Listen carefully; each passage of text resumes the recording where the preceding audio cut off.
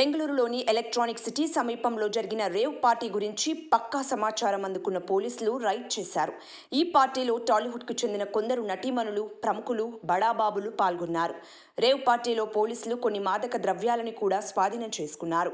Case నమోదు చేసి పూర్తి స్థాయిలో విచారణ చేస్తున్నారు. బర్త్డే పార్టీ పేరుతో అసాంఘిక కార్యకలాపాలకు పాల్పడుతున్న వ్యక్తిపై పోలీసులు కేసు నమోదు చేశారు. అయితే ఈ పార్టీలో టాలీవుడ్ నటి హేమ పాల్గొన్నట్లు వార్తలు వచ్చాయి. తన పేరు వినిపిస్తుండటంతో హేమ వెంటనే స్పందించింది. తాను హైదరాబాద్ విడిచి ఎక్కడికి వెళ్లలేదని, తన గురించి వస్తున్న వార్తలు వాస్తవం కాదని హేమ హైదరాబాద్లోని ఓ ఫామ్ హౌస్లో ఎంజాయ్ చేస్తున్నా అంటూ వీడియో విడుదల చేసి, అక్కడ ఎవరెవరు ఉన్నారో నాకు తెలియదు, ఈ వివాదంలోకి నన్ను లాగొద్దు అంటూ రిక్వెస్ట్ చేసింది. అయితే ఈ రేవ్ పార్టీలో హేమ పాల్గొన్నారని తన ఫోటో కూడా పోలీసులు రిలీజ్ చేశారు. అంతేకాదు, హేమ రికార్డు చేసిన వీడియో కూడా రేవ్ పార్టీ జరిగిన ఫామ్ హౌస్లో రికార్డు చేసిందేనన్నారు. హేమ రికార్డు చేసిన వీడియోలో ఉన్న డ్రెస్, పోలీసులు రిలీజ్ చేసిన ఫోటోలో ఉన్న డ్రెస్ ఒకటే కావటం విశేషం.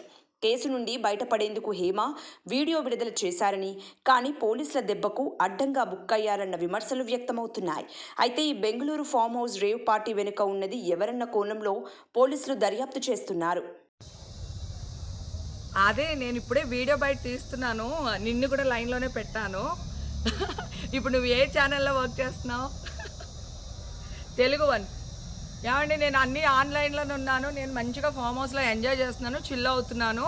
నా మీద ఈ ఫేక్ న్యూస్ వస్తుంది, ప్లీజ్ వేణు, నేను మళ్ళీ చేస్తాను. మన వాళ్ళు కంటిన్యూస్గా కాల్ చేస్తున్నారు, ఒక వీడియో బయట రిలీజ్ చేసేసి నీకుతో మాట్లాడతాను. ఓకే మా, థ్యాంక్ యూ. హాయ్ అండి, నేను ఎక్కడికి వెళ్ళలేదు, నేను హైదరాబాద్లోనే ఉన్నాను. సో ఒక ఫామ్ హౌస్లో ఎంజాయ్ చేస్తున్నాను, చిల్ అవుతున్నాను. సో నా మీద వచ్చే న్యూస్ ఫేక్ న్యూస్, అది అక్కడ మరి ఎవరున్నారో ఏమో నాకు తెలియదు. సో అది ఫేక్ న్యూస్ అండి, అవన్నీ నమ్మొద్దు. Okay, thank you.